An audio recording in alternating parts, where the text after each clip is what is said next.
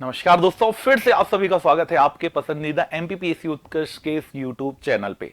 आज हम बात करने वाले हैं उस पद्धति की जिसने भारत में हरियाली को बढ़ाने में महत्वपूर्ण भूमिका निभाई है। इस पद्धति का नाम है मियावाकी पद्धति। आखिरकार आज हम इसकी बात क्यों कर रहे हैं? मध्य प्रदेश जो क्षेत्रफल के हिसाब से वनों और वनावरण में सबसे आगे है, यहां और वनों के क्षेत्रफल को हम कैसे बढ़ा सकते हैं? आखिरकार ये तकनीक आई कहां से है? जो अभी महाकुंभ चल रहा प्रयागराज में, आखिरकार इस भूमि में इस पद्धति का कैसे उपयोग हुआ है? अब हम इन सभी चीजों की बात करने वाले हैं। तो आखिरकार ये मियावाकी पद्धति होती क्या है? तो इस पद्धति से आशय है दोस्तों कि ऐसा क्षेत्र जहां पर पहले से वृक्ष बिल्कुल नहीं थे, परंतु मानव की सहायता से, मानवीय श्रम की सहायता से वहां पर वन आवरण जो वृक्ष है वहां बड़ी बड़ी संख्या में ऊंचे ऊंचे धीरे धीरे उपस्थित हो जाएं। यही पद्धति वनों के क्षेत्र में वृद्धि करना मियावाकी पद्धति कहलाती है।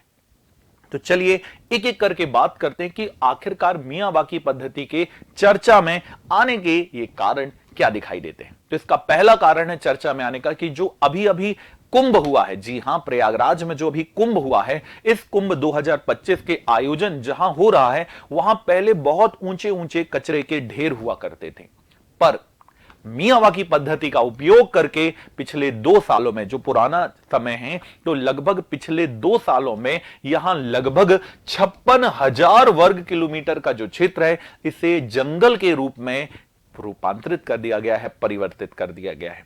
अब हम आज इसकी बात इसलिए भी कर रहे हैं क्योंकि प्रधानमंत्री मोदी जी ने अपनी मन की बात में इस मियावाकी वृक्षारोपण पद्धति के बारे में बात की है। एग्जाम में भी आपके पास ये जरूर आ सकता है। वैसे मन की बात में ये बात केरल के एक जो शिक्षक हैं, जी हां, क्या नाम है इनका, तो रफी रामनाथ जी से प्रेरक कहानी उन्होंने बताई है और इसमें बताया कि मियावाकी पद्धति का उपयोग करके कैसे एक खाली बंजर पड़ी भूमि का उपयोग करके एक बहुत बड़े विद्यावनम नामक एक लघु वन के क्षेत्र को बनाया गया है। तो ये बहुत महत्वपूर्ण हो जाता है। ये देख लीजिएगा, मियावाकी पद्धति से ये देखिएगा पौधे यहां पर बनाए जा रहे हैं और जब ये पौधे अपने सही स्वरूप में आ जाते हैं तब इन्हें क्या किया जाता है, जंगल में ट्रांसफर कर दिया जाता है। वैसे जंगल वहां पहले से नहीं होता है, वहां जंगल बनाया जाता है। जी हां, तो चलिए बात करते हैं आखिरकार ये मियावाकी पद्धति होती क्या है। तो ये जो पद्धति है इसके फाउंडर कौन है, इसके प्रणेता किस देश के हैं, तो जापान देश के वनस्पति वैज्ञानिक अकीरा मियावाकी को इसके फाउंडर माना जाता है, इसके जनक माना जाता है। इस पद्धति में क्या करते हैं, क्या जंगल बहुत लंबे समय में बनते हैं, तो मेरा आंसर है नहीं।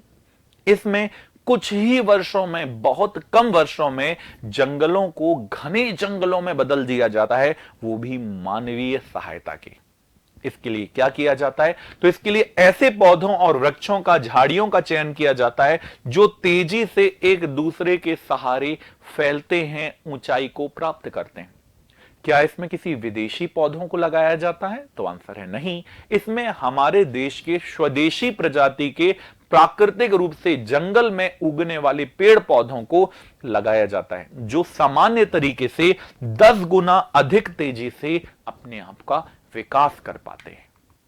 इसलिए यह मियावाकी पद्धति आजकल चर्चा में है। इसके अलावा जो शहर हैं, आप जानते हैं कि शहरीकरण जंगलों का विनाश करते हैं, परंतु इस मियावाकी पद्धति का उपयोग करके शहरों में पुनः हरी चीजें हरित किया जा सकता है।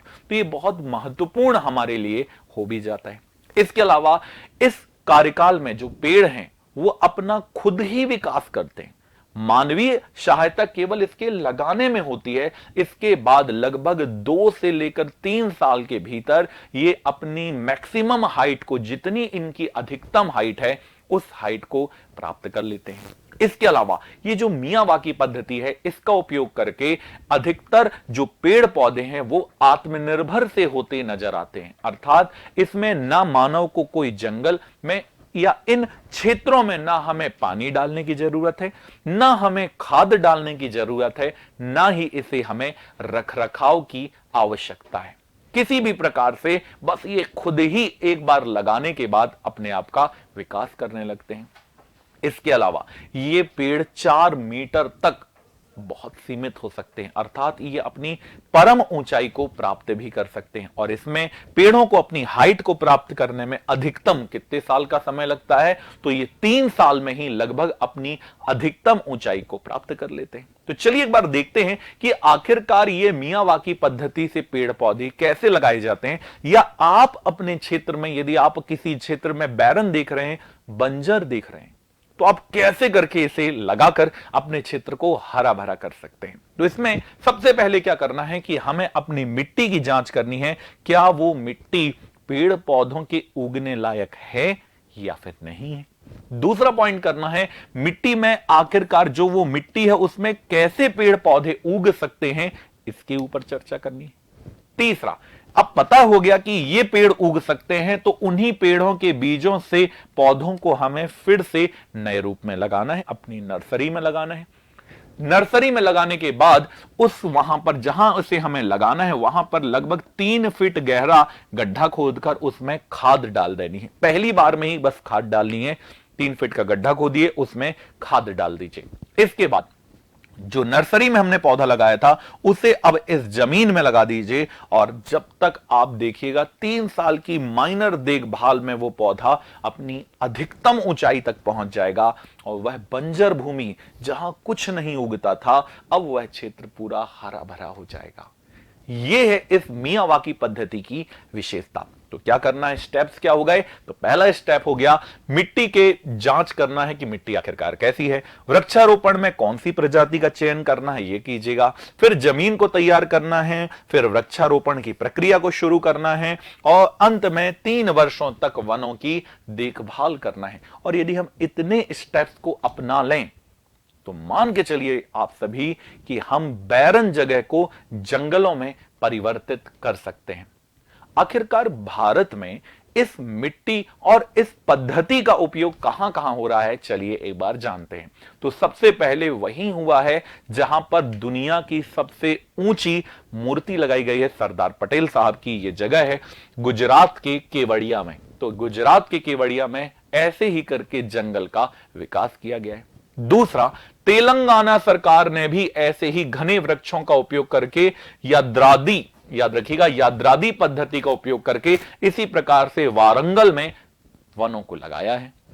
इसके अलावा तमिलनाडु में हरित योद्धा के नाम से भी इसी प्रकार से वनों को लगाने का प्रयास किया गया है।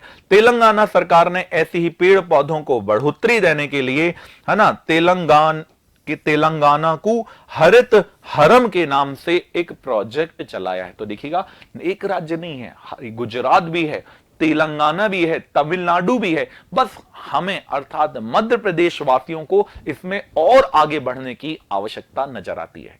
आखिरकार फायदा क्या होगा यदि हम इस पद्धति से पेड़ पौधों को अपने घरों के आसपास लगा दें? तो सबसे पहला, जो मिट्टी बह जाती है उस मृदा का कटाव या मृदा का जो अपर्दन है, वो मृदा का अपर्दन नगण्य हो जाएगा, और उसकी जो क्वालिटी है, जो उसकी गुणवत्ता है, वो गुणवत्ता बढ़ जाएगी।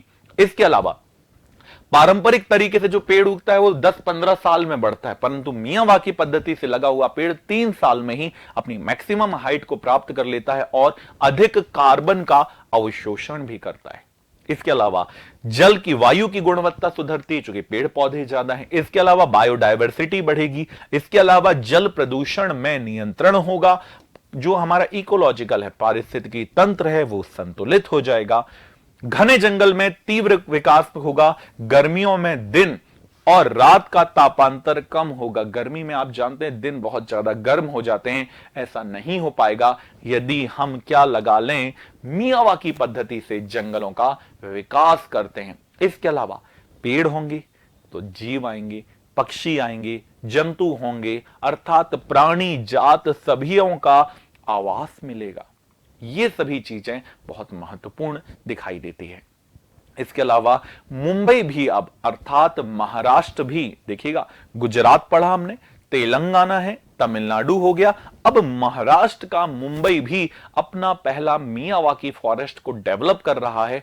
ये अत्यंत महत्वपूर्ण बात है, बड़ी हर्ष की विशेषता भी दिखाई देती है। तो कहां किया जा रहा है? तो मुंबई जैसे शहर में भी मियावाकी पद्धति का उपयोग करके जितनी भी खाली जगह पड़ी है, उन सभी खाली जगह में अब पेड़ पौधे, हरियाली बढ़ाई जा रही है। और मुंबई में अभी तक 64 मियावाकी वन लगाए जा चुके हैं। कितनी अच्छी बात है, 64 मियावाकी, एक लगना भी बहुत महत्वपूर्ण है। यहां तो 64 मियावाकी वन लगाए जा चुके हैं और इसकी सुरक्षा की जिम्मेदारी मुंबई नगर निगम की बताई जाती है। तो मुंबई नगर निगम इसको बहुत नियंत्रित रखेगा और जलवायु के परिवर्तन में ये बहुत महत्वपूर्ण भी साबित होगा। अब मुंबई में ऐसी कौन कौन सी जगह है जहां पर ये मियावाकी पद्धति से लगाया गया है? तो पहली जो लगाया गया है वो लगाया गया है कांदीवली में। जी हां, कांदीवली में लगाया गया है। दूसरा कहां लगाया गया है? माहिम नेचर पार्क में लगाया गया है। तीसरा बीएमसी उद्यान में भी ये पहल शुरू की गई है। तो देखिए, पहल शुरू हो गई है तो कहीं मध्य प्रदेश पीछे ना रह जाए, और मध्य प्रदेश यदि पीछे रहता है तो वो अपने राज्य के नागरिकों के कारण होगा। तो कोशिश हम करते हैं, हम भी हो सकते हैं वो जो मियावाकी पद्धति से पेड़ पौधों को लगा रहे हो। तो ये मियावाकी जो पद्धति है वो बहुत ही ज्यादा महत्वपूर्ण नजर आती है। बस एक प्रयास की जरूरत है, आपके और हमारे सभी के प्रयासों से संभव है। अभी देखिएगा, कुछ समय पहले हम सभी ने मिलकर एक पेड़ मां के नाम लगाया था। तो बस एक पहल और लाने की जरूरत है। 3 साल में वो पेड़ जंगल के जैसे बहुत ऊंचे हो जाएंगे और ये बहुत महत्वपूर्ण होगा। तो जो महाकुंभ हो रहा है वैसे आप जरूर जाएं, और यदि नहीं जा रहे हैं तो उसका दर्शन भी कर लेते हैं यदि आप, तो ये भी पर्याप्त होगा। तो पूरा विश्वास है कि आप इस आस्था के केंद्र की बात जरूर करेंगे और इस महाकुंभ में या तो प्रत्यक्ष रूप से जाएंगे या तो परोक्ष रूप से जाकर इस महाकुंभ का लाभ जरूर उठाएंगे। तो आप मुझे कमेंट करके जरूर बताइएगा, कुंभ, अर्धकुंभ और महाकुंभ में क्या अंतर होता है। मुलाकात होगी अगले फिर से आप सभी से वीडियो में। अपना ध्यान रखिए। जय हिंद, जय भारत।